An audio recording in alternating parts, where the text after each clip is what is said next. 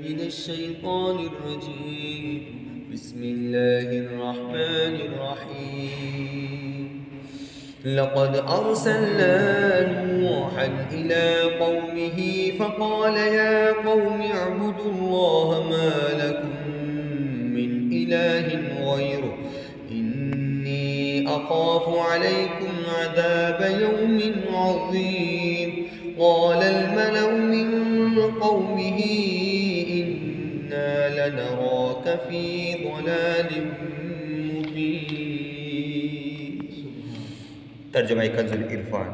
بے شک ہم نے نوح کو اس کی قوم کی طرف بھیجا تو اس نے کہا اے میری قوم اللہ کی عبادت کرو، اس کے سوا تمہارا کوئی معبود نہیں. بے شک میں تم پر بڑے دن کے عذاب کا خوف کرتا ہوں. اس کی قوم کے سردار بولے بے شک ہم تمہیں کھلی گمراہی میں دیکھتے ہیں.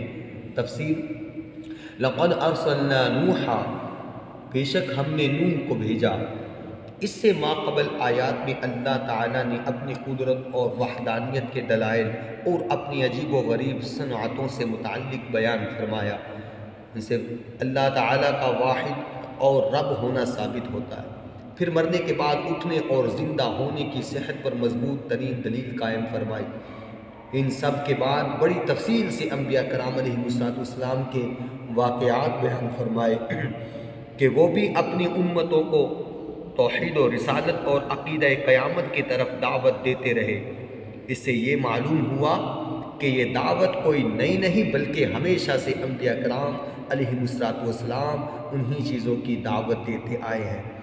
پھر اس کے ساتھ اس بات کو بھی بار بار دہرایا گیا کہ انبیاء کرام علیہ السلام کی دعوت کے انکار کو معمولی نہ سمجھا جائے بلکہ پہلی امتوں کے احوال کو پیش نظر رکھا جائے کہ ان میں سے جنہوں نے انبیاء کرام علیہ السلام کو جھٹلایا اور ان کے بیان کردہ عقیدہ توحید و رسالت اور حشر و نشر کا انکار کیا تو وہ تباہ و برباد ہو گئے. انبیاء کرام علیہ السلام کے واقعات میں سب سے پہلے حضرت نوح علیہ السلام کا ذکر کیا گیا کیونکہ کفار کی طرف بھیجے جانے والے پہلے رسول یہی تھے. حضرت نوح علیہ السلام کا اسم گرامی یشکر یا عبد الغفار ہے. آپ علیہ السلام حضرت ادریس علیہ السلام کے پوتے تھے. آپ کا لقب نوح اس لیے ہوا کہ آپ کثرت سے گریہ وزاری کرتے تھے. 40 یا 50 سال کی عمر میں نبوت سے سرفراز فرمائے گئے. حضرت نوح علیہ السلام نے اپنی قوم کو عبادت الہی کی دعوت دیتے ہوئے فرمایا اے میری قوم ایمان قبول کر کے اللہ عز و جل کی عبادت کرو کیونکہ اس کے سوا کوئی اور ایسا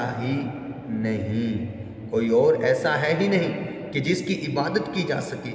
وہی تمہارا معبود ہے اور جس چیز کا میں تمہیں حکم دے رہا ہوں اس میں اگر تم میری نصیحت قبول نہ کرو گے اور راہ راست پر نہ آؤ گے تو مجھے تم پر بڑے دن یعنی روز قیامت یا روز طوفان کے عذاب کا خوف ہے. انبیاء کرام علیہ السلام کے ان تذکروں میں سید عالم صلی اللہ علیہ وسلم کی نبوت کی زبردست دلیل ہے کیونکہ حضور پر نور صلی اللہ علیہ وسلم امی تھے.